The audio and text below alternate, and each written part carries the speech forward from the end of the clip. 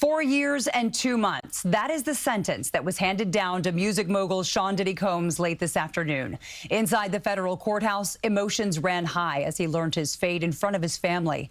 Outside, crowds of spectators, supporters, and podcasters, some of them there since yesterday.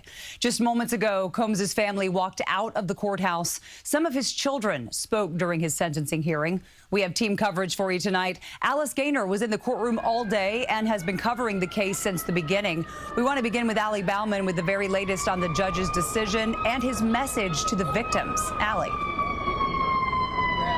Well, Jessica, 50 months, that is less than the recommendation, but more than the defense was hoping for. Now, throughout the very long day in court today, Combs and his defense team tried to make the case that he had sobered up and repented over the past year, but ultimately, the judge said that his actions had caused irreparable harm to women who loved him.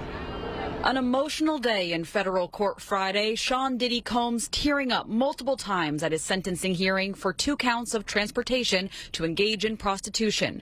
Before the judge handed down a 50-month sentence, the prosecution had asked for 11 years, describing Combs as unrepentant, not a person who has accepted responsibility. The defense had asked for 14 months, painting him as an inspiration to his kids and community, and claiming he has changed for the better in his years already spent in prison.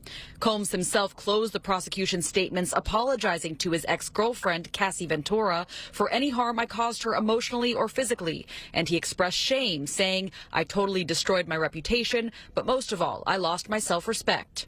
Ultimately, the judge said a history of good works can't wash away the record of this case. He thanked the victims for testifying, telling them, "I'm proud of you for coming to the court to tell the world what really happened."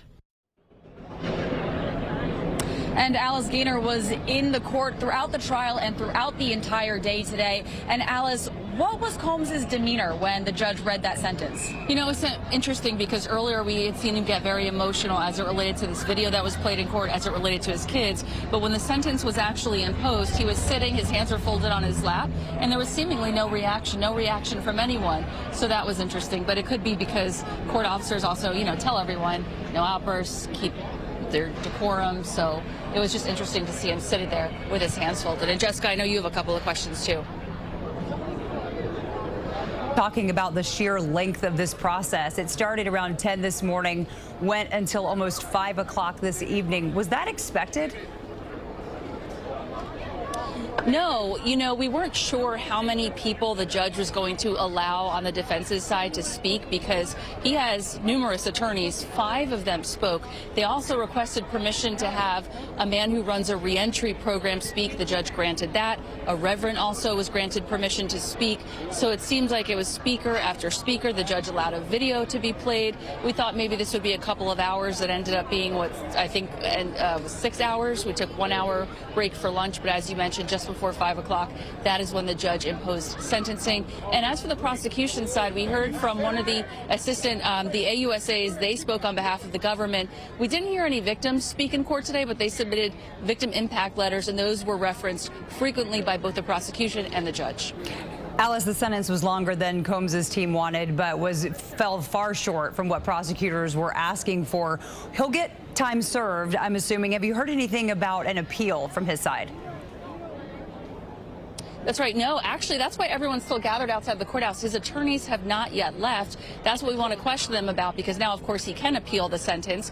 He took accountability today, apologizing. The judge took this into consideration, but as you mentioned, he was sentenced to 50 months and also 5 years post-release supervision. We are awaiting to see which facility the defense is going to recommend. They said they'd like some more time to decide that, so it sounds like Monday they might submit to the judge a facility they'd like him to serve the remainder of his time at, and he will get credit for time served. He's been in jail now, behind bars rather, just over a year at this point.